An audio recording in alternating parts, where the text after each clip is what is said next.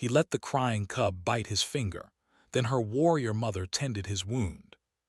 Part 1. The forest was burning. Smoke rose up into the orange sky of Prime, and the smell of ash filled the air. Lieutenant Park moved slowly through the dead trees, his rifle held close to his chest.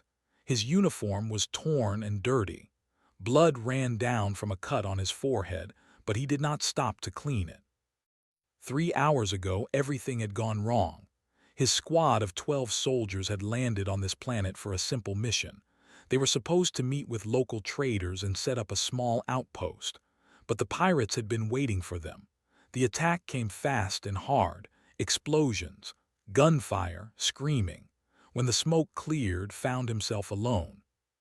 His communication device was broken. His squad was scattered or dead. Night was coming, and he had no idea where he was. Was not a hero from the stories. He was just a regular soldier from a small town in Korea on Earth. He had joined the United Earth Expeditionary Corps because he wanted to see the stars. He wanted adventure. Now, walking through this burning forest on an alien world, he just wanted to survive. The sound came from his left. It was soft at first, almost hidden by the crackling of distant fires. Stopped walking and listened carefully. There it was again, a high sound, like crying. He moved toward the sound, keeping his rifle ready. In this galaxy, many things could make crying sounds. Some of them were dangerous. Some of them used such sounds to hunt. Had heard stories of creatures that the cries of bobbies to attract prey. But something in that sound made him keep walking. It was too real, too sad, too scared. He found the source beneath a large fallen tree. The tree had crashed down during the attack, and its thick branches had created a small space underneath. Trapped inside that space, covered in dirt and ash, was a small creature. Knelt down and looked closer. His breath caught in his throat. It was a cub. Everyone in the galaxy knew about they were one of the most feared species in known space. Adults stood over 7 feet tall. They had 4 glowing eyes, silver fur, and claws that could cut through metal. Their fangs were sharp enough to bite through bone. For thousands of years, they had been warriors, hunters, and conquerors. Their battle songs were famous. Their anger was legendary. And they were extremely protective of their children. Knew the stories. He had heard them during training, during long nights on spaceships, during drinks at station bars. If you touched a cub, the mother would hunt you. She would find you no matter where you hid. She would challenge you to combat, and she would kill you slowly. This was their law. This was their way. The smart thing to do was walk away. The safe thing to do was pretend he never saw this cub. Let nature take its course. Let someone else deal with it. The cub cried again. Her 4 amber eyes were filled with tears. Her small body was shaking with fear. She was trying to push herself out from under the branches, but she was too weak, too small, too scared. Thought about his little cousin back on Earth. He thought about the nephew he had helped raise after his brother died in the resource wars. He thought about all the times he had held crying children and promised them that everything would be okay. He put down his rifle. "Hey there," he said softly in Universal Common, the language that most species understood. "Hey, little one, it is okay. I am going to help you." The cub looked at him with wide eyes. She did not understand his words, but she seemed to understand his tone. Her crying became a little quieter. Began moving the branches. They were heavy and rough, and they cut his hands as he worked. But he did not stop. One branch at a time, he cleared a path to the cub. It took almost 20 minutes. By the end, his hands were bleeding and his arms were sore. Finally, the cub was free. She sat there in the dirt looking up at him. She was so small, no bigger than a human toddler. Her silver fur was matted with mud and ash. Her 4 eyes blinked at him with confusion and fear. "There you go," said gently. He reached out his hand slowly, palm up, fingers open. It was the way you approached scared animals back on Earth. No sudden movements, no threats, just patience. The cub stared at his hand. Then, without warning, she lunged forward and bit down hard on his finger. Pain exploded through his hand.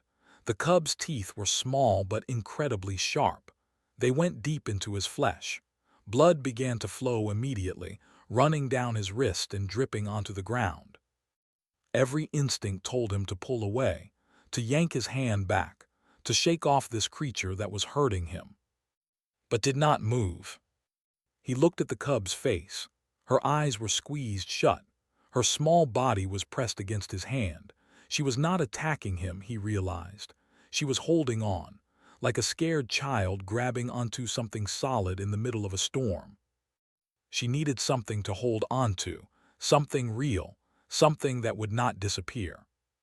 Smiled through the pain. Tears formed in his eyes, but he did not pull away. "It is okay," he whispered. "I am here. I am not going anywhere. You hold on as long as you need to." The cub's crying slowly began to quiet. Her grip on his finger did not loosen, but her body stopped shaking so much. After a few minutes, she opened her eyes and looked up at him again. There was something different in those amber eyes now, something like trust. Sat down on the ground, his back against a rock. The cub climbed into his lap, still holding onto his bleeding finger with her teeth. She curled up against his chest and closed her eyes. Within minutes, she was asleep. Sat there in the burning forest, on an alien world far from home, with a cub sleeping against his heart and his blood dripping slowly onto the ground. He knew what would come next. The mother would find them. The mother would probably kill him. But looking down at the sleeping cub, feeling her small body rise and fall with each breath, found that he did not regret his choice. Some things were worth more than safety. Some things were worth more than following the rules. Sometimes being human meant choosing to help, even when it hurt. The night grew darker around them, and somewhere in the distance, a warrior mother was hunting for her lost child.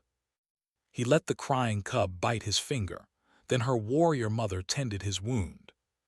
Part 2 of Clan moved through the forest like death itself. Her 4 eyes glowed in the darkness, seeing everything. Her silver fur was covered in blood that was not her own. Her claws were extended, still dripping from her last kill. She had been hunting for 6 hours. 6 hours since the pirates attacked the convoy. 6 hours since her transport crashed into the forest. 6 hours since she woke up in the wreckage and discovered that her daughter was gone. In those 6 hours had killed 11 pirates. She had found them one by one, following their tracks, their smells, their sounds. Each time she found one, she asked the same question: "Where is the cub?" Most of them did not know. They died quickly. The ones who tried to lie to her died slowly. But none of them had taken. None of them knew where she was. 7 feet tall and built for war. She had trained since childhood in the ancient fighting arts of her clan. She had won 37 honor duels. She had led warriors into battle against enemies that made humans look like insects. She feared nothing in this galaxy. But right now she was afraid. Was her only child. Her husband had died 3 years ago in a border conflict and was all she had left of him. The cub had his eyes, his laugh, his stubborn spirit. Every morning looked at her daughter and saw the man she had loved. If was dead, did not know what she would do. She did not know if she could keep living. She moved faster through the burned trees, following scent. It was faint but clear. Her daughter had passed through here, probably running from the crash. The scent trail led deeper into the forest, toward a rocky area near a small river. As she got closer, smelled something else, human. She stopped and growled low in her throat. Humans were soft creatures, weak. They lived short lives and had no natural weapons. No claws, no fangs, no fur to protect them. They were everywhere in the galaxy now, spreading out from their small blue planet like insects from a nest. Did not hate humans. She simply did not think about them very much. They were too small to be threats, too fragile to be allies. They existed, and that was all. But now a human had crossed paths with her daughter's trail, and that changed everything. By law, touching another's cub without permission was one of the worst crimes possible. It was called blood touching, and it demanded blood payment. If this human had touched, would have to challenge them to ritual combat. She would have to kill them, slowly and painfully, to restore her family's honor. She did not want to do this. It seemed like a waste of time when she needed to find her daughter. But the law was the law. Honor was honor. Some things could not be ignored. Followed the mixed sense to a small clearing near a large rock. The moon of Prime had risen, casting pale blue light over everything. In that light, saw something that made her freeze completely. A human sat with his back against the rock. He was small, even for his species. His uniform was torn and dirty.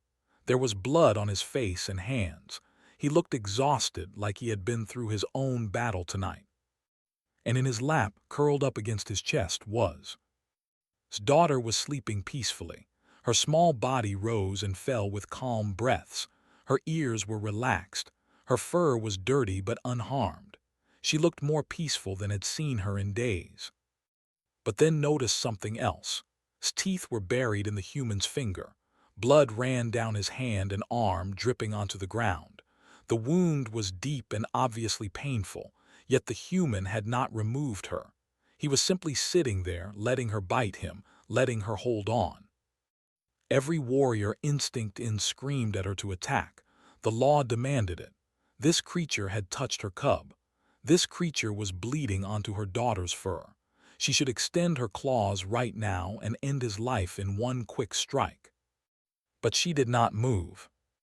Something about this scene was wrong. No, not wrong. Different, strange, had never seen anything like it. The human looked up at her. His eyes went wide when he saw her standing there, 7 feet of muscle and claws and barely controlled violence. He must have known what she was. He must have known what mothers did to those who touched their cubs. But he did not run. He did not scream. He did not reach for the weapon that lay on the ground beside him. Instead, he spoke. His voice was quiet, tired, and completely calm. She was scared, he said in universal common. She was alone under a fallen tree, crying. I freed her. She needed something to hold onto. Stared at him, she waited for more, an excuse, a plea for mercy, an offer of payment or trade. Nothing came. The human just looked at her with exhausted eyes, still letting her daughter bite his bleeding finger. You knew what would happen, said, her voice a low growl. You knew our laws, you knew a mother would come, you knew you would die. The human nodded slowly. Yes, I knew. Then why? The human looked down at sleeping in his lap. A small smile crossed his tired face. Because she was crying, he said simply. Because she was just a scared little kid, alone in the dark. I could not leave her like that. I am sorry if I broke your laws, but I am not sorry that I helped her. Stood there in silence for a long moment. The wind moved through the burned trees. Somewhere far away, night birds called to each other. In all her years as a warrior, had never met anyone like this human. He had known he would die, and he had helped anyway. He had accepted pain and blood and certain death, all for a child that was not his own, a child of a species that could have been his enemy. This was not weakness. This was something else entirely. Slowly sheathed her claws.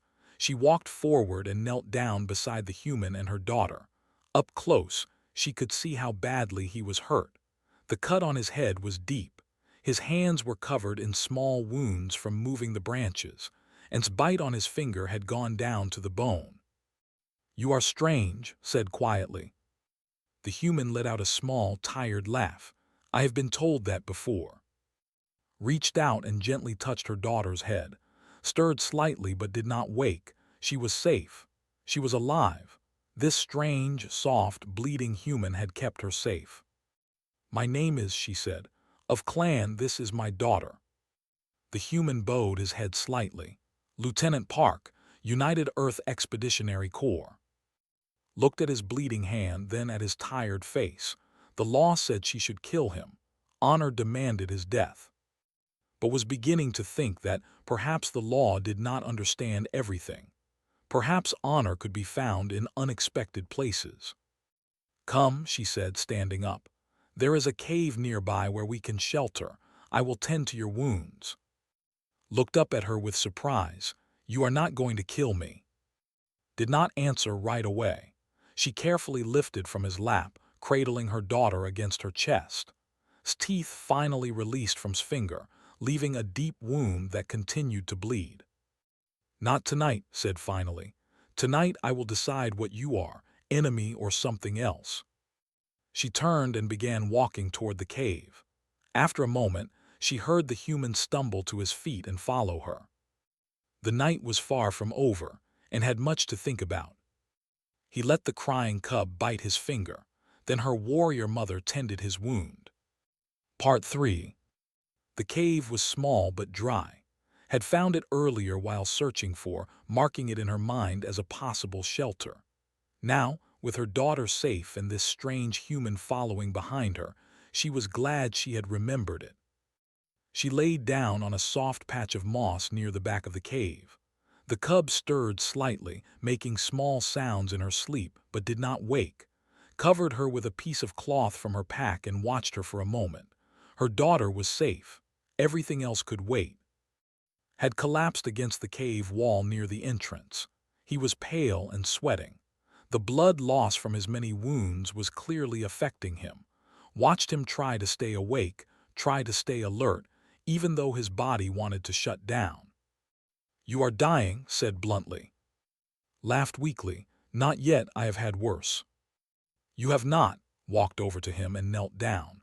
She opened her pack and pulled out a medical kit. All warriors carried such kits. Injuries were common in their lifestyle. "You have lost too much blood. The wound on your finger is deep. If I do not treat it, you will lose the finger, maybe the hand, maybe your life." Looked at her with confused eyes. "Why do you care? I thought I was supposed to die tonight." Did not answer right away. She took out a bottle of cleaning liquid and a roll of bandages. She grabbed his injured hand and examined it closely. The bite marks were precise and deep. Small teeth had done serious damage. "Cubs bite hard when they are scared," said quietly. "It is instinct. They hold on to whatever they can find until they feel safe again." "I know," said. "Human children do the same thing. They grab fingers, toys, blankets, whatever makes them feel protected." Poured the cleaning liquid over his wound.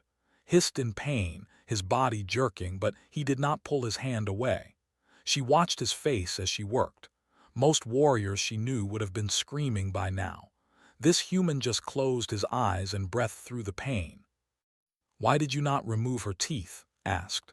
"Any creature in the galaxy would have pulled away. The pain must have been terrible." Opened his eyes and looked at her.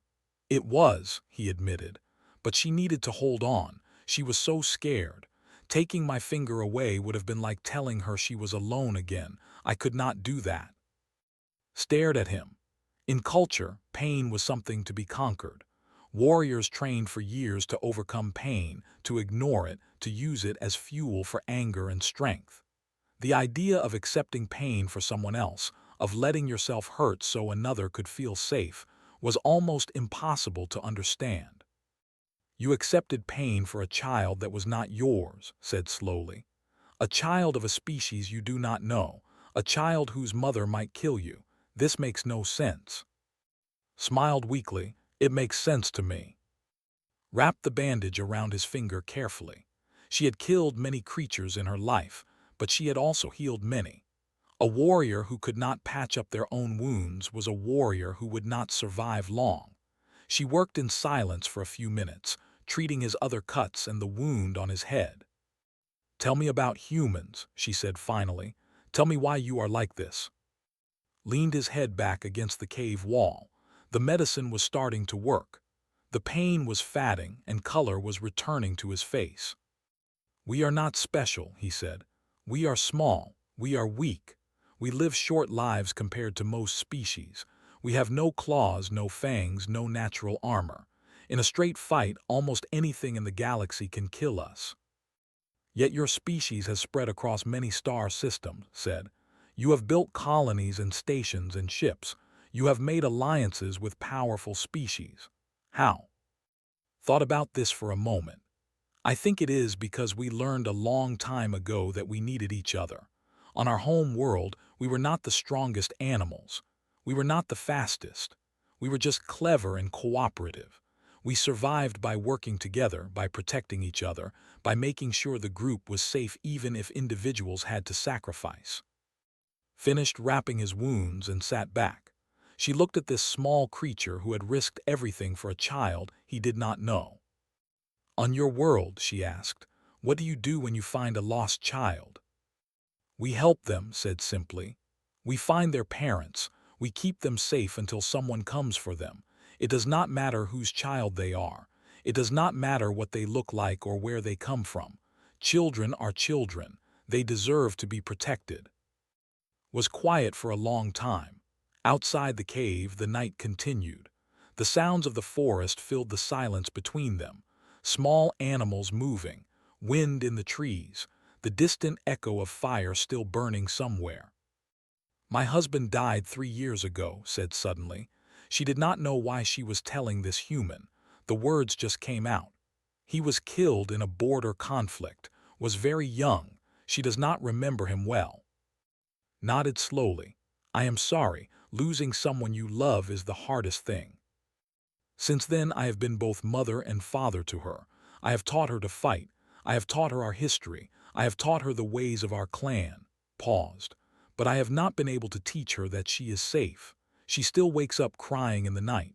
She still fears being alone. Children feel things deeply, said. Even when we cannot see their pain, it is there. Looked over at her sleeping daughter. His face was peaceful now, more peaceful than it had been in months. Tonight, when I found her with you, she was sleeping without fear.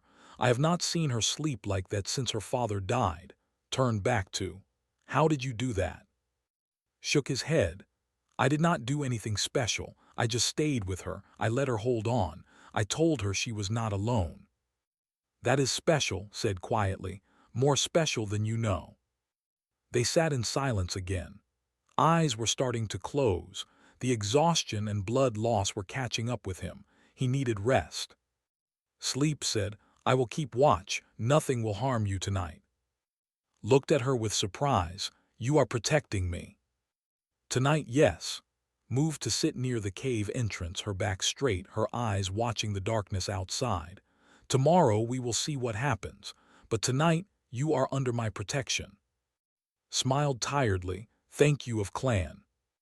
Do not thank me yet, Park. Tomorrow my clan will find us, and they will not be as confused as I am. But was already asleep, his breathing slow and steady.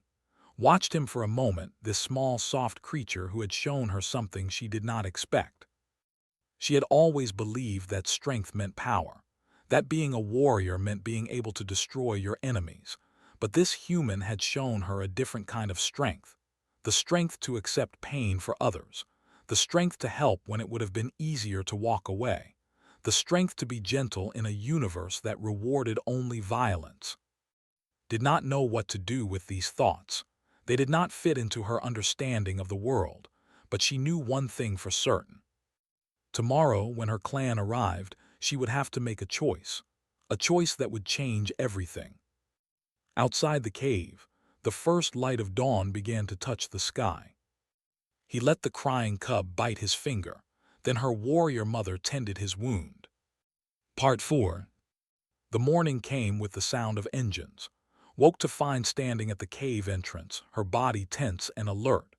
Outside, he could hear the roar of landing ships and the heavy footsteps of many beings. My clan has arrived, said without turning around. They have driven off the pirates. They are searching for survivors. Sat up slowly. His body ached from the night before, but the medicine had given him had worked well. His wounds were healing. His strength was returning. He looked over at Little, who was still sleeping peacefully on her bed of moss. What happens now? Asked. Finally turned to look at him. Her 4 amber eyes were filled with something complicated. Worry, maybe, or confusion, or both. Now my people will find us. They will see you with my daughter. They will demand to know why you still live." She paused, "and I will have to give them an answer." Before could respond, shadows fell across the cave entrance. 3 massive warriors stepped inside, their claws extended, their eyes glowing in the dim light. They wore the armor of clan, and their faces showed surprise, then anger, as they saw the human sitting near the sleeping cub. One of them growled, "What is this? Why does this creature breathe?" More warriors gathered outside the cave. Counted at least 20 of them, all huge, all armed, all looking at him like he was an insect that needed to be crushed. He felt his heart beating fast in his chest, but he did not run. There was nowhere to go, and running would only make things worse. Stepped between and the other warriors. Her voice was calm and strong. "This human saved my daughter's life. He freed her from beneath a fallen tree. He stayed with her through the night. He let her bite his finger until she felt safe enough to sleep." The warriors looked at each other with confusion. One of them, older than the others with scars covering his face, stepped forward, recognized authority in the way he moved. This was a leader. "He touched clan blood," the warrior said. "The law is clear. He must face the blood challenge." A murmur of agreement went through the gathered warriors. The blood challenge was a fight to the death. Had heard about it during his training. No human had ever survived one. They were too big, too fast, too strong. But shook her head. "No, I invoke the old laws, the laws that came before the blood challenge, the laws of debt and honor." Silence fell over the cave. The warriors stared at like she had spoken in a foreign language. "The old laws have not been invoked in 300 years, the leader said slowly. "You would bring them back for this, soft creature." "I would." His voice did not shake. "This human had every chance to harm my daughter. He could have left her to die. He could have used her as a hostage. He could have done 100 terrible things. Instead, he chose to help her. He chose to bleed for her. He chose to accept certain death so that a scared child could feel safe." She pointed its bandaged hand. "Look at his wounds. That is the mark of my daughter's teeth. He did not remove them. He let her hold on until she was ready to let go." The warriors looked at its hand. They saw the blood-soaked bandages, the clear evidence of a deep bite wound. They looked at each other with uncertain expressions. "By the old laws," continued, "when someone bleeds for clan blood without thought of reward, without hope of survival, purely to protect and comfort the innocent, they are owed a blood debt. Not a blood challenge, a blood debt." The leader was quiet for a long moment. Behind him, the other warriors whispered to each other. Blood debt was one of the most sacred bonds in culture. It meant that the clan owed the person protection and honor. It meant that they would be treated as family. No alien had ever received a blood debt. No human had ever even come close. "You would bind our clan to this creature," the leader said. "You would make him one of us." "I would," replied, "because he showed me something I had forgotten. He showed me that strength is not just about killing enemies. It is also about protecting the helpless. It is about choosing to suffer so others do not have to. It is about being gentle when the world expects you to be cruel." Little stirred on her bed of moss. She opened her 4 amber eyes and looked around the cave at all the tall warriors. For a moment, she seemed scared. Then she saw, and her face changed completely. She got up and ran to him, climbing into his lap and grabbing his injured hand. "Soft friend," she said in simple. It was one of her first sentences. "Soft friend stayed." The warriors watched this in stunned silence. Cubs were honest. Cubs did not lie or pretend. If Little trusted this human, if she called him friend, then there must be a reason. The leader stepped forward slowly. He approached, his massive form blocking out the light from outside. Up close, he was terrifying. His scars told stories of 100 battles. His eyes held the weight of decades of war. He looked at for a long moment. Then he looked at, comfortable and happy in the human's lap. Then he looked at, standing firm and proud, willing to fight her own clan for what she believed. Slowly the leader lowered himself to one knee. He bowed his head. "I am elder of clan," he said. "For 300 years no one has been worthy of the blood debt. Today that changes." Behind him the other warriors began to kneel as well. One by one they lowered their heads too. It was a gesture of respect that gave only to their greatest heroes. Did not know what to say. He sat there within his lap, surrounded by kneeling warriors, feeling completely overwhelmed. "You are one of us now, Park," Elder said. "Your enemies are our enemies. Your family is our family. Where you go, the protection of clan goes with you."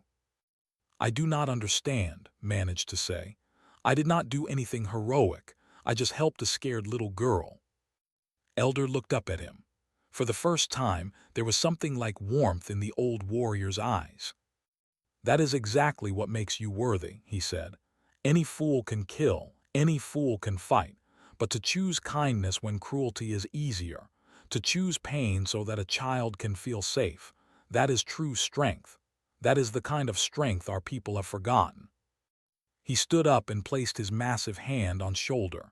The weight of it was incredible, but the touch was gentle. "Welcome to clan, human. Your softness may be the thing that saves us all." Looked up at with her big amber eyes and smiled. She grabbed his bandaged finger very gently this time, not biting, just holding. "Soft friend," she said again, "family now." Felt tears forming in his eyes. He had come to this planet as a soldier on a simple mission. He had expected to die alone in a burning forest. Instead, he had found something he never expected. He had found a family among the stars.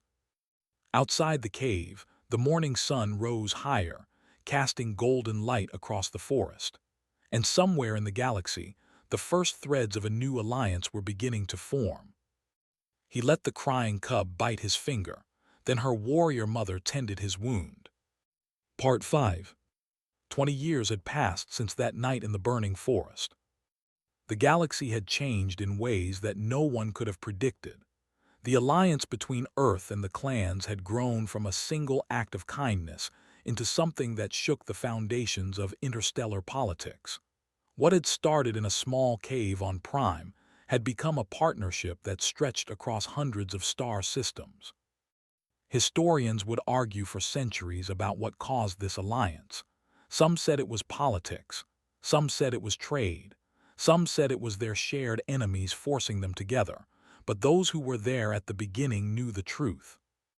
It all started with a man who let a scared cub bite his finger. Park stood on the observation deck of the diplomatic station, looking out at the stars. He was older now, with gray in his hair and lines on his face, but his eyes were still the same. Kind, patient, warm. He wore the uniform of an ambassador with the emblem of clan sewn onto his shoulder alongside the flag of Earth. Behind him, the door opened, and he heard familiar footsteps approaching. "Father," a voice said in perfect universal common, "the delegates are ready for you." Turned and smiled. Stood before him, no longer a tiny cub but a full-grown warrior. She was nearly 7 feet tall, with silver fur that gleamed in the station lights and 4 amber eyes that held both strength and gentleness. She wore the armor of a diplomatic guard, and her movements carried the grace of someone trained in combat since childhood. But when she looked at, she was still the little girl who had clutched his finger in the dark. "Thank you," said. "How is your mother?" "She is well. She is finishing her speech for the ceremony tonight." Paused, a small smile crossing her face. "She has rewritten it 7 times. She wants it to be perfect." Laughed. "That sounds like." They walked together through the corridors of the station. All around them, humans, and worked side by side. It had not always been this easy. In the early years, there had been misunderstandings, arguments, even a few fights.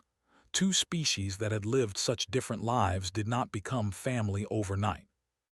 But slowly things had changed.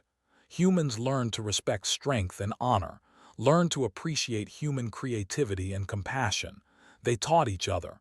They grew together. They became something new. Had been a bridge between the 2 peoples. Raised by both, and she understood both cultures in ways that few others could. She had learned human songs and battle poems. She had celebrated both species' holidays. She had grown up knowing that family was not about blood or species. It was about choice. It was about love. "Do you remember that night?" asked as they walked. "In the cave. You have told me the story many times, but I do not remember it myself. I was too young." Nodded. "I remember every moment, the smoke, the fallen tree, your small teeth biting my finger." He held up his right hand, showing the faint scars that still remained. "I remember thinking that I was going to die, and I remember not caring because you had stopped crying." Looked at his hand. She had grown up seeing those marks, touching them when she was small, asking about them again and again. They were part of her story, part of who she was. "Why did you do it?" she asked. "You did not know us. You had no reason to risk your life. The smart thing would have been to walk away." Was quiet for a moment. They passed a window that looked out into space, where hundreds of ships from both Earth and the floated peacefully. "Because you were crying," he said finally. "Because you were scared and alone and needed help. That is the only reason I have ever needed." They reached the great hall where the ceremony would take place. Inside, hundreds of delegates from both species waited. There were human politicians and clan leaders. There were scientists, artists, soldiers, and teachers. There were children playing together in the corners, human kids and cubs, not caring about the differences between them. Stood at the front of the room, magnificent in her ceremonial armor. She was older too, with streaks of gray in her silver fur, but she still carried herself like the warrior she had always been. When she saw enter, her 4 eyes softened with love. They had never married in the traditional sense. Their species were too different for that, but they had built a life together anyway. They had raised together. They had worked together to build this alliance. They were partners in every way that mattered. Walked to the front of the room and stood beside. She reached out and took his hand, her massive clawed fingers gentle around his smaller human ones. "Are you ready?" she asked quietly. "Always," he replied. The ceremony began. It was the 20th anniversary of the alliance, and both species had gathered to celebrate. Speeches were made. Stories were told. Songs were sung in both human and languages. When it was turn to speak, she stood before the crowd and told the story that everyone already knew but never tired of hearing. She told them about the burning forest, about her desperate search for her lost daughter, about finding a small, soft human sitting in the darkness with her cub sleeping against his chest and her teeth buried in his bleeding finger. She told them about how she had expected to find an enemy and found something else entirely. She told them about a different kind of strength, not the strength of claws or weapons or anger, but the strength of kindness, the strength of sacrifice, the strength of choosing to help when it would have been so much easier to walk away. "The humans have a word," said, her voice filling the great hall. "They call it compassion. It means to suffer with another, to feel their pain and choose to help them anyway. Before I met Park, I did not understand this word. I thought strength meant the ability to destroy. I thought power meant never having to feel pain." She looked at, standing beside her, holding her hand. "But this human taught me that true strength is not about what you can destroy. It is about what you choose to protect. True power is not about causing pain. It is about being willing to feel pain for others." She turned back to the crowd. 20 years ago, I found a dying human who had risked everything to comfort a scared child. He did not know her. He had no reason to help her. He knew that helping her would probably cost him his life. But he helped her anyway. Because that is what humans do. That is what they have always done." Felt tears running down his face. He did not try to hide them. "We were warriors," continued. "We knew how to fight. We knew how to kill. But we had forgotten something important. We had forgotten how to be gentle. We had forgotten that the strongest thing in the universe is not a weapon. It is a hand reaching out to help someone in the darkness." She raised her free hand, and the entire hall fell silent. Today, we celebrate 20 years of alliance, 20 years of friendship, 20 years of two species learning from each other. But more than that, we celebrate the thing that started it all. We celebrate compassion. We celebrate kindness. We celebrate a soft human who let a scared cub bite his finger because he could not bear to see a child cry alone. The hall erupted in applause. Humans clapped and cheered, roared their approval in the traditional way. The sound was overwhelming, filling every corner of the station. Looked out at the crowd. He looked at humans and standing together. He looked at his daughter in every way that mattered, standing tall and proud among the delegates. He looked at his partner and friend, the warrior who had changed his life. 20 years ago, he had been a simple soldier on a forgotten mission. He had made a choice that should have killed him. Instead, it had changed everything. The galaxy was vast and often cruel, but it was also full of possibilities, full of connections waiting to be made, full of families waiting to be formed.